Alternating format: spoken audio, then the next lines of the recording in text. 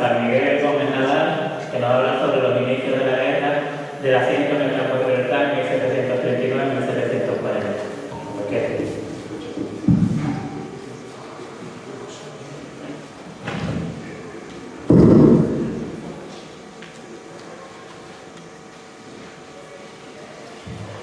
Bueno, quisiera lo primero agradecer la concurrida asistencia de esta tarde. Yo, para empezar con este trabajo, me quisiera fijar en el título, porque tuve mi duda si dejarlo así o alargarlo un poquito más. Alargarlo era añadir más allá de Blas de Lezo y de Cartagena de India. Porque a mí me da la sensación que cuando hablamos de esta guerra, claro, de una manera lógica, cuando identificamos esta guerra con Blas de Lezo, con Cartagena de India, pues rápidamente yo creo que el personaje y los hechos lo que hacen es utilizar otros episodios, otros escenarios, como los que pueden haber ocurrido en el campo de Libertad. Vamos a pasar muy ligeramente a hablar de los antecedentes de esta guerra. En el Tratado de Utrecht hay una serie de concesiones comerciales en los que hay un beneficio a favor de los británicos de un comercio de libre impuestos con tierras españolas en América. Es un hecho que los británicos aprovechan para, como una pantalla, porque habían encubierto un comercio ilícito. Había contrabando, bastante contrabando, cosa que Felipe V pues no lo iba a consentir. Entonces los guardacostas hacían un férreo control de este contrabando, a veces con cierta dureza, y eso pues empezó a enfrentar a las dos grandes potencias. Se creó un clima ya rebélico a mediados de 1737 y pues se empezó a contemplar la posibilidad que se tenían que abrir unos canales de comunicación entre ambas partes para poner solución. Ahí lo que pasa es que Jorge II, en todo esto de abrir esos canales, pues tuvo la idea de mandar la escuadra de Almirante House a Gibraltar para controlar el paso del estrecho, cosa que tampoco nos gustó nada a Felipe V. A partir de ahí se firma la Convención del Pardo en enero de 1739, pero ya se firma sobre papel mojado. Tanto es así que las potencias, especialmente Gran Bretaña, no dejan de prepararse ya para la guerra. Porque como me gusta hablar, ya lo tengo.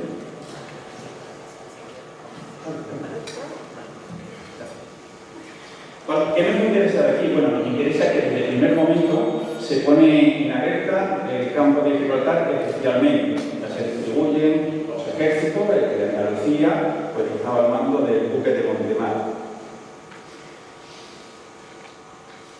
Los inicios de la guerra aquí en el campo de Gibraltar pues vienen a coincidir con una sucesión de temporales muy violentos, muy destructivos, que cuando nos encontramos en fuentes primarias vienen expresados como nunca vistos por estos parajes. Es frecuente, varios aquellos temporales, pero estos, que fueron uno detrás de otro, que empezaron a finales de octubre, terminaron a principios de diciembre, fueron realmente destructivos. Y evidencias las hay en los escritos. La mayoría de los cuarteles se despecharon, edificios militares en ruinas. La línea de contrabalación, cuarteles, portaoficiales, almacenes, el polvorín, todo se llovía, pero no es que cayeran en discotecas, eran cataratas. También es verdad que se combinaba con una mala fábrica que tenía el fuerte de Santa Bárbara. Y después de la isla de las Palomas, pues se quedó arruinado su parapeto por la cola, se quedó muy desprotegido, y se planteó hacer una batería en la vía vieja por si ocupaban los enemigos la isla, pues echarlos a terminar. Los ríos se desbordaron, fuera puentes y fuera barcas de paso. Si nosotros diéramos un paseo por mi entrañable pueblo, la línea de la Concepción, por el paseo de Poniente, ¿qué podríamos ver en esos días? Seríamos testigos principalmente de la captura, de barcos armados muy corsos que iban en busca de sus presas, que eran barcos de mercancía. Podíamos ver intercambio de fuego, de fusilería y de artillería entre a lo mejor pues, la batería del Torno con embarcaciones enemigas. Podríamos ver algún intercambio de prisioneros en la línea de contravalación. Vamos a hablar de tres zonas que me parecen que son importantes, aparte de lo que es el estrecho de Gibraltar, que es el arco de la bahía, la ensenada del Torno hasta la isla de las Palomas y, por último, la línea de contravalación. El arco de la bahía en sí, por dos motivos. El 20 de diciembre de 1739 se produce un bloqueo con una veintena de lanchas, con una buena tripulación, además bien armados, dos pistolas, sables, arma larga, y aquello es donde Mariano, cuando experimenta aquello, aparte fue un día complicado porque para capturar un barco de mercancía, venía otro barco con abajo hacia Algeciras que no pudo llegar al puerto. Entonces, José Mariani se quedó, que era general, el comandante general del campo, se quedó sorprendido. Entonces empezó a pensar que qué iba a pasar en el futuro, porque tampoco no tenían, es decir, unos grandes recursos como para deshacer esos bloqueos. De hecho, se estuvieron haciendo. Y después lo que era el reconocimiento que hacían en estas lanchas por las noches, sin tampoco mucho obstáculo por el arco de la bahía, pues viendo a ver si se construía, si se construía, a ver qué movimientos teníamos aquí en los españoles. La ensenada del Torno, una zona muy interesante, servía de abrigo para aquellas embarcaciones que venían perseguidas por algún buque de guerra o algún barco armado en corso. Entonces buscaban el refugio de los cañones de esa batería.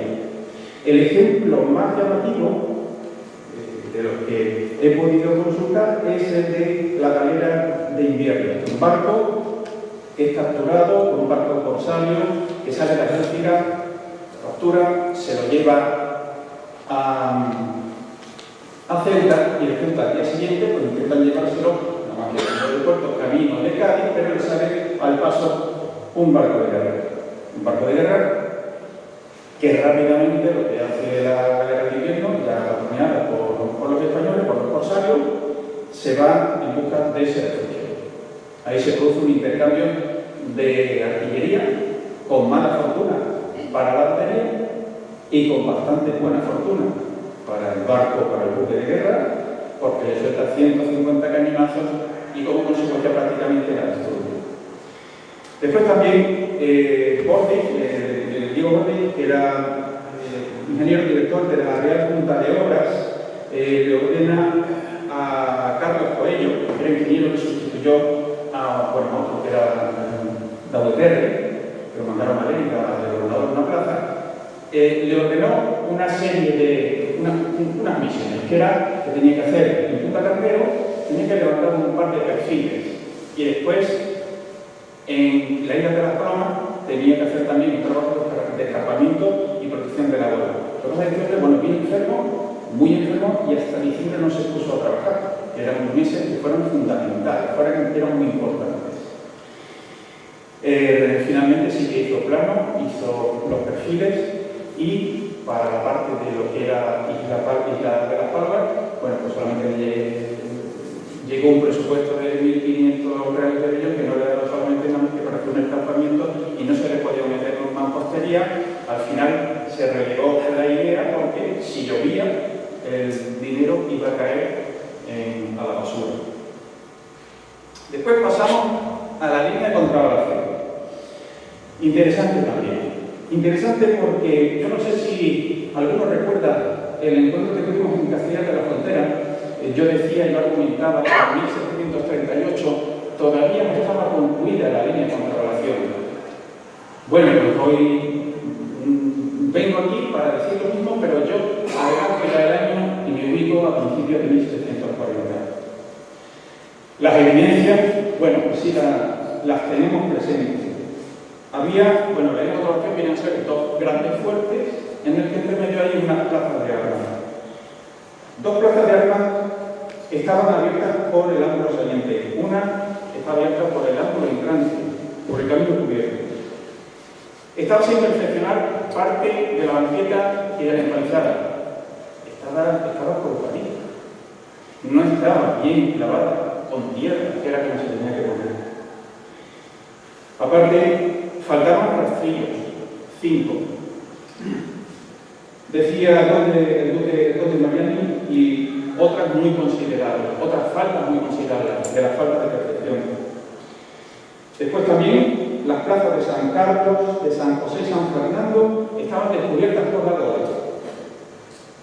Eso era una barbaridad. No se concebía una plaza de armas que estuviera abierta por la Torre.